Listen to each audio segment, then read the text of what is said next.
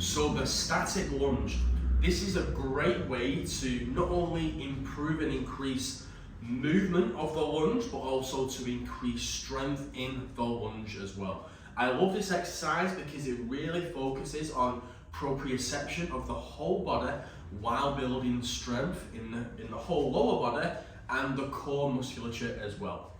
For this one, you're going to take a split stance. Now, one of the common things I see a lot of the time with people doing these type of lunges or exercise is the leg that they step back is back way too far. So if I was to come into this position here, a wide stance, you can see my knee in the front leg is already flexed. So I'm not going to get the full range of extension at the top of the movement.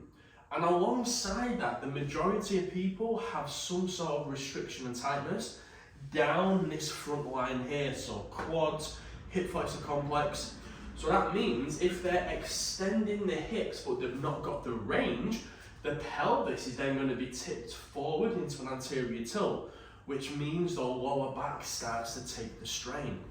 So when people do this, it kind of jams the pelvis forward and stops them accessing range and strength in the front leg, and they'll feel it all in the back quad. So if you're watching this and this is you, when you do these kind of lunges and you feel it here, in my guess is this is too tight, bring the foot a little bit closer and try and mentally shift that intention into the front leg. So what I like to teach is the foot comes back down to a point where you can sink down and the knee is just behind the heel of the front leg.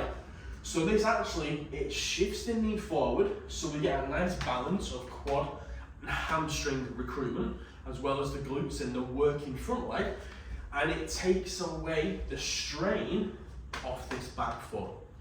Granted, this is a little bit more challenging because we're reducing the surface area on which we're gaining balance and stability.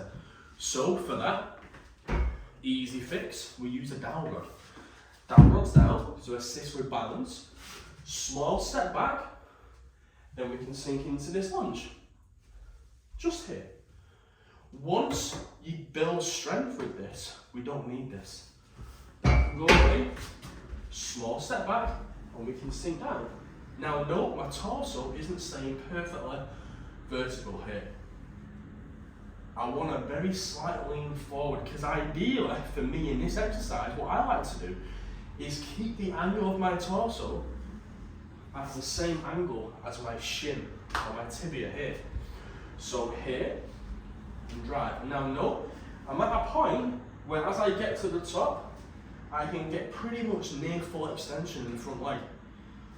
But with this one, we never want to lock the front knee out because we want the muscles to hold onto the tone we've just created in the exercise. So, we've set ourselves up, inner core unit muscles engaged, spine's in extension, the shoulder blades are stable. The foot is gripping the ground in the front leg. From here, I'm going to sink myself down, drawing the core in still, driving through the floor on the front foot. What I want you to aim to get with this one, I want you to feel the plantar fascia in the foot engaged. I want you to feel the abdominal musculature engaged slightly to provide stability. And I want all the work coming off the front leg. So you should ideally be getting this in the quads, the hamstrings, and the glutes. Now for this one, take your time, there's no need to rush. Build the reps up gradually, focus on quality rather than quantity. Always. Start with a pull first. Build yourself up, slowly, up to 10, 12, 15 repetitions. Once you get stronger and more accustomed to the movement, get rid of the assistance, go again, just bodyweight wise.